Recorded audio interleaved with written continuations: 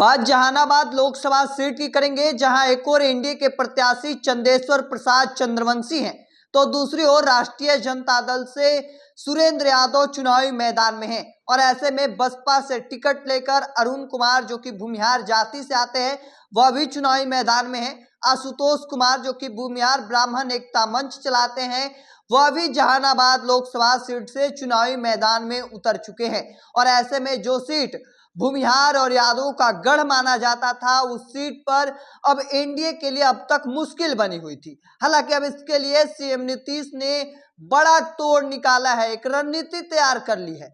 अब तक इस बात को लेकर कयास लगाए जा रहे थे, चूंकि 2019 में 1700 कुछ वोटों से जीतने वाले चंदेश्वर प्रसाद चंद्रवंशी संकट में नजर आ रहे थे।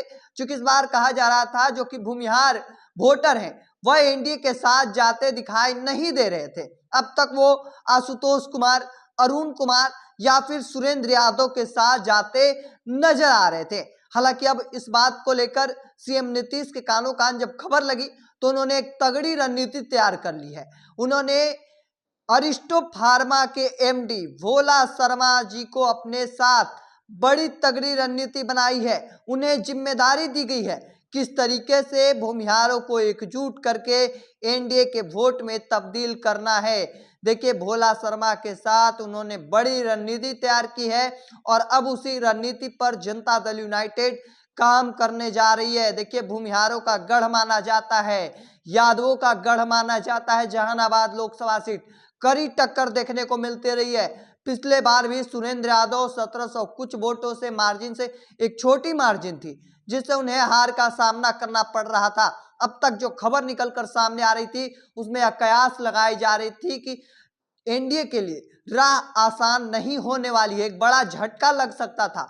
पर अब जिस तरीके से सीएम नीतीश ने भूमिहार के बड़े नेता के तौर पर, जिसे माना जाता है अरिस्टो फार्मा के एमडी हैं भोला शर्मा, उनके साथ एक बड़ी रणनीति साझा की गई है। सीधे तौर पर उनसे बातचीत में भी कहा गया है कि हम भूमिहारों को, जहानाबाद के जो भूमिहार हैं, उन्हें हम हक दिलाने के लिए काम करेंगे।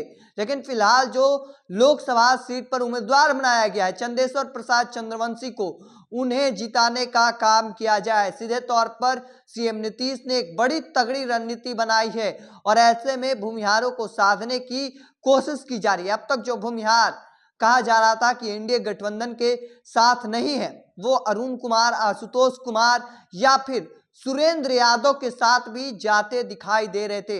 पर अब जिस तरीके से सीएम नीतीश ने एक तगड़ी रणनीति बनाई है, शायद अब ऐसा लगने लगा है, जिस तरीके से खबरें निकलकर सामने आ रही है, अब इससे कयास लगाई जा रही है कि अब शायद राष्ट्रीय जनता दल के लिए बड़ी मुश्किल राह जहानाबाद होने जा रही है। तेजस्वी यादव भले ही घूम घूम कर कई जनसभा को कर चुके हो, लगातार एक के बाद एक जनसभा, दिन भर में लगभग 10 सभा कर रहे हैं, पर जहानाबाद जाएंगे तो अब उनके लिए कितनी मुश्किल होगी। क्या जहानाबाद के लोग यह समझेंगे कि भले ही वह नौकरी दे रहे हो, भले ही वो बिहार को पर्यटन के लिए मजबूत करने की 17 साल बनाम 17 महीने कहते नजर आ रहे हो, पर यह कितना दावा वहां जहानाबाद में सच साबित होगा और कितने लोग तेजस्वी यादव की बात को मानेंगे, यह भी देखना अब दिलचस्प होने वाला है। तब तक के तमाम अपडेट को देखते रहने के लिए द इंडिया टॉप देखते रहें। धन्यवाद।